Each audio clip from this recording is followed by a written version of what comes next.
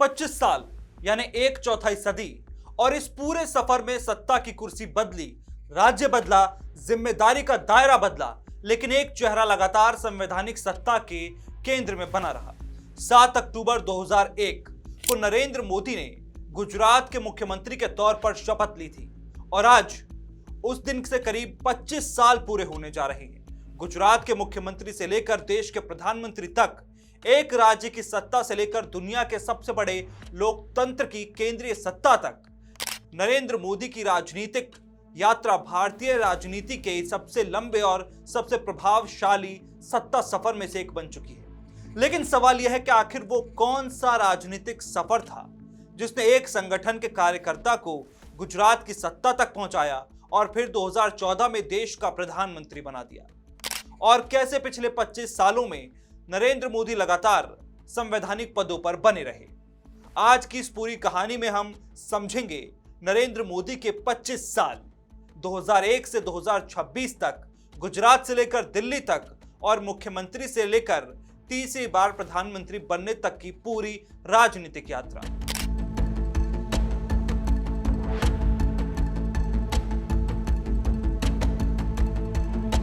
2001 कहानी का सबसे अहम मोड़।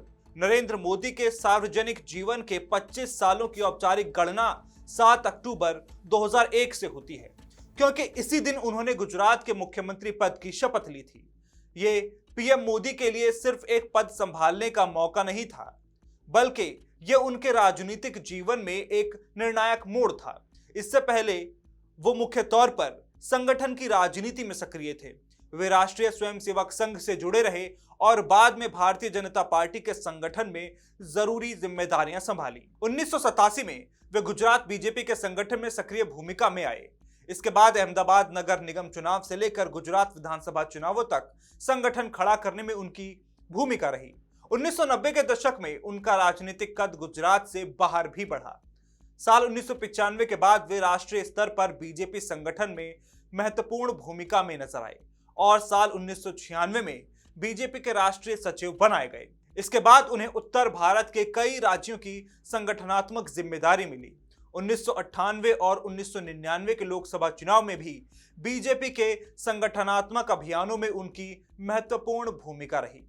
यानी 2001 तक नरेंद्र मोदी की पहचान मुख्य रूप से एक ऐसे नेता के रूप में बन चुकी थी जिसकी ताकत चुनाव लड़ने से ज्यादा संगठन खड़ा करने और चुनावी रणनीति बनाने में मानी जाती है। लेकिन 2001 में परिस्थितियां बदली। गुजरात की राजनीति में नेतृत्व परिवर्तन हुआ और 7 अक्टूबर 2001 को नरेंद्र मोदी गुजरात के मुख्यमंत्री बन गए। यहीं से शुरू हुआ उनके संवैधानिक पदों पर रहने का वो सिलसिला जो आज तक जारी है। नरेंद्र मोदी गुजरात के मुख्यमंत्री के पद पर अक्टूबर 2001 से मई 2014 तक रहे। इस दौरान उन्होंने लगातार 4 बार मुख्यमंत्री के रूप में काम संभाला। साल 2001 में उन्होंने पहली बार पद संभाला। इसके बाद 2002 में गुजरात विधानसभा चुनाव हुए और बीजेपी सत्ता में लौटी। नरेंद्र मोदी ने मणिनगर विधानसभा सीट से चुनाव जीता और मुख्यमंत्री के रूप में अपनी स्थिति मजबूत की। इसके बाद 2007 में बीजेपी फिर सत्ता में लौटी और 2012 में एक बार फिर नरेंद्र मोदी के नेतृत्व में बीजेपी ने गुजरात में सरकार बनाई। इस तरह गुजरात के मुख्यमंत्री के रूप में उनका करीब 13 साल का कार्यकाल रहा। आधिकारिक संसदीय रिकॉर्ड भी 2001 से 2014 तक उनके गुजरात के मुख्यमंत्री रहने की पुष्टि करता है। इस दौर में नरेंद्र मोदी की राजनीति की सबसे बड़ी पहचान बनी विकास मॉडल। इंफ्रास्ट्रक्चर, औद्योगिक निवेश, बिजली, सड़क, कृषि और प्रशासनिक कामकाज को लेकर गुजरात को एक अलग राजनीतिक नैरेटिव के तौर पर पेश किया गया। लेकिन इसी दौर में नरेंद्र मोदी का राजनीतिक जीवन बेहद विवादित मुद्दों से भी घिरा रहा। खास तौर पर 2002 के गुजरात दंगों को लेकर उनकी सरकार और उनकी भूमिका पर देश में लंबे समय तक राजनीतिक और कानूनी बहस होती रही। इसलिए नरेंद्र मोदी का गुजरात दौर सिर्फ विकास के दावों की कहानी नहीं है, बल्कि ये भारतीय राजनीति में उनके पक्ष और विपक्ष दोनों के सबसे मजबूत नैरेटिव बनाने का दौर भी था। यानी 2001 से 2014 के बीच नरेंद्र मोदी ने एक तरफ गुजरात में अपनी प्रशासनिक पहचान बनाई तो दूसरी तरफ राष्ट्रीय राजनीति में खुद को प्रधानमंत्री पद के संभावित दावेदार के रूप में स्थापित किया। अब कहानी पहुंचती है 2013 में। बीजेपी के भीतर 2014 के लोकसभा चुनाव को लेकर मंथन शुरू हुआ। नरेंद्र मोदी को बीजेपी का चुनाव अभियान समिति की जिम्मेदारी मिली और फिर सितंबर 2013 में उन्हें 2014 लोकसभा चुनाव के लिए बीजेपी का प्रधानमंत्री पद का उम्मीदवार घोषित किया गया।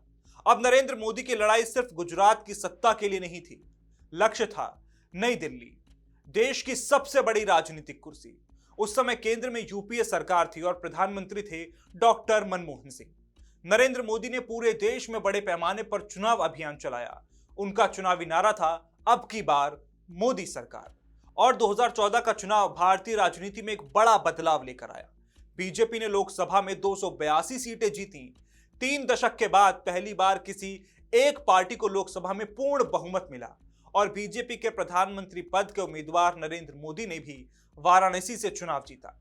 इसके बाद 26 मई 2014 राष्ट्रपति भवन का प्रांगण और नरेंद्र मोदी ने भारत के प्रधानमंत्री पद की शपथ ली। यानी 7 अक्टूबर 2001 को गुजरात के मुख्यमंत्री पद से शुरू हुआ संवैधानिक सत्ता का सफर करीब 13 साल बाद देश के प्रधानमंत्री पद तक पहुंच चुका था। 26 मई 2014 से 25 मई 2019 तक पीएम मोदी के रूप में अपने पहले कार्यकाल में रहे। इस दौरान उनकी सरकार ने कई बड़े फैसले और योजनाएं शुरू की। जन धन योजना, स्वच्छ भारत अभियान, मेक इन इंडिया, उज्ज्वला योजना, सर्जिकल स्ट्राइक, नोटबंदी, जीएसटी और 2019 के लोकसभा चुनाव से पहले बालाकोट एयर स्ट्राइक जैसे मुद्दे उनके पहले कार्यकाल के राजनीतिक नैरेटिव का हिस्सा बने। लेकिन 2019 का चुनाव यह तय करने वाला था कि नरेंद्र मोदी सिर्फ 5 साल के प्रधानमंत्री हैं या भारतीय राजनीति में उनका प्रभाव इससे कहीं आगे जाने वाला है। 2019 में लोकसभा चुनाव हुआ। इस बार बीजेपी ने 2014 से भी ज्यादा सीटें जीती।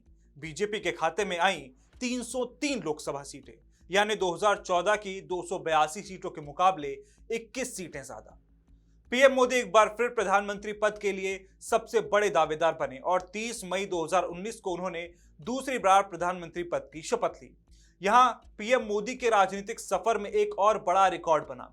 वो पहले ऐसे गैर कांग्रेसी प्रधानमंत्री बने जिन्होंने लगातार 2 बार 5 सालों का कार्यकाल पूरा किया, फिर दोबारा सत्ता में लौटे। 2014 से 2019, फिर 2019 से 2024 नरेंद्र मोदी लगातार दूसरी बार देश के प्रधानमंत्री रहे। पीएम मोदी का दूसरा कार्यकाल कई बड़े और ऐतिहासिक राजनीतिक फैसलों के लिए जाना गया। 5 अगस्त 2019 को जम्मू कश्मीर से जुड़े संविधान के अनुच्छेद 370 के अधिकांश प्रावधानों को प्रभावी रूप से खत्म करना और राज्य के पुनर्गठन का फैसला हुआ। इसके बाद नागरिकता संशोधन कानून, 3 कृषि कानून, कोरोना महामारी, कोविड वैक्सीनेशन, अयोध्या में राम मंदिर निर्माण और 2023 में नई संसद भवन का उद्घाटन। ये सभी घटनाएं मोदी सरकार के दूसरे कार्यकाल की बड़ी राजनीतिक घटनाओं में शामिल रहीं।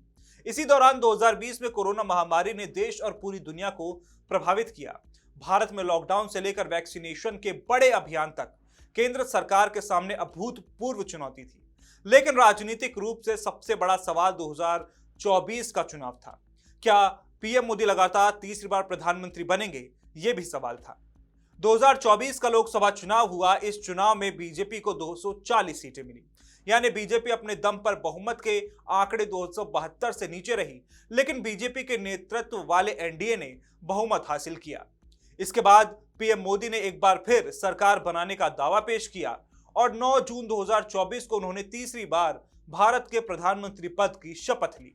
यही पीएम मोदी की 25 साल की सत्ता यात्रा का सबसे महत्वपूर्ण राजनीतिक पड़ाव आता है, क्योंकि 2001 में गुजरात के मुख्यमंत्री के रूप में संवैधानिक सत्ता में प्रवेश करने वाला नेता 2024 तक आते आते भारत का लगातार तीसरी बार प्रधानमंत्री बन चुका था, जिसमें एक संगठन कार्यकर्ता से लेकर मुख्यमंत्री और फिर लगातार 3 बार प्रधानमंत्री बनने तक का सफर शामिल है। अब सवाल सिर्फ ये नहीं कि पीएम मोदी ने पिछले 25 सालों में क्या हासिल किया, बल्कि बड़ा सवाल यह है कि आने वाले सालों में उनके ये राजनीतिक यात्रा भारत की राजनीति की दिशा को कितना और बदलती है।